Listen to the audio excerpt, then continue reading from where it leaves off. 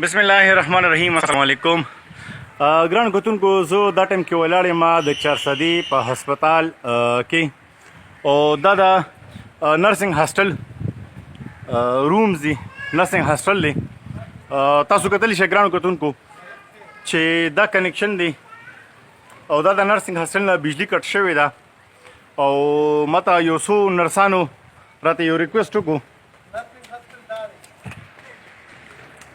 ګرانو کتونکو دا د چارسدي نرسنګ هاسټل دی او تاسو چې څنګه ما د ویډیو په سر کې وخول چې د دې د میټر نشته او دا یې په باقاعداتو کې وړي تقریبا 4,80,000 روپۍ بقایا ده او د نرسانو د سسټر دا ګیله ده شکوه ده چې څلورمه میاشت ده او موږ ته بجلی نشته، زموږ نه بجلی کټ شوې ده او نن وزیر اعلی صاحب هم را روان دي. زه به هغې ته هم دا مسله وړاندې کوم او ډېر د افسوس مقام دا دی چې دا د چارسدي هسپتال کې موږ ورته سسټر هم وایو، نرس هم ورته وایو.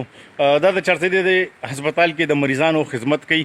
نو دا زموږ د قوم غیور بیټیا دي، نو د هغې سره دا حالات دي چې دا تاسو کتلی شئ.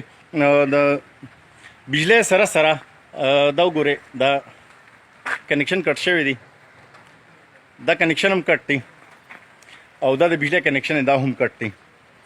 نو دا د چارسدي د هسپتال د نرسانو د هاسټل کنیکشن دی او دوی دا ګیله وکړله چې زمونږ بجلی د 4 میاشتو نه نشته او هر چا ځان له یوه سولر راوړې ده شیشه او یوه بیټري راوړې، دوی په هغې باندې ګزاره کوي.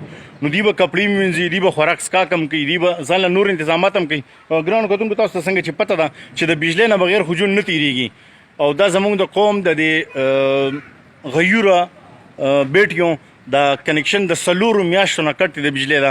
نو دا هم د دې قوم خدمت کې لګیا دي، د ډیوټۍ کوي، د ډیوټۍ سره انجام کوي او د دوی نه ډېر د افسوس مقام دا دی چې د دوی نه 20,000 روپۍ هم ټولې کړي دي او د هغې باوجود حالانکې دا په دوی باندې نه کېږي چې دوی دا پیسې ورکړي او د هغې باوجود نغدې پیسې ته هم 20,000 روپۍ اخیستې دي او دا 4مه میاشت ده چې دوی ته دا کنیکشن تر اوسه پورې ونه لګېدو.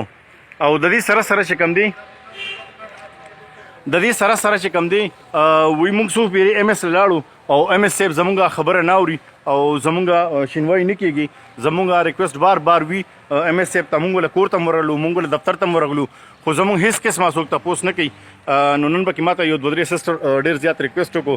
نو ما ورته زما خو بس کوشش دا دی چې د قوم خدمت کوم د هر ادارې کې چې د چا سره دغه کېږي یا په خپل کلي ولس باندې. نو زه د قوم اواز اوچتوم، باقي پاتې د حکام بالا خوښه ده خو هغې له انصاف ورکوي او که نه ورکوي، خو زما دا میشن دی انشاءالله، دا زما یو جهاد دی، زه به دا خدمت کوم.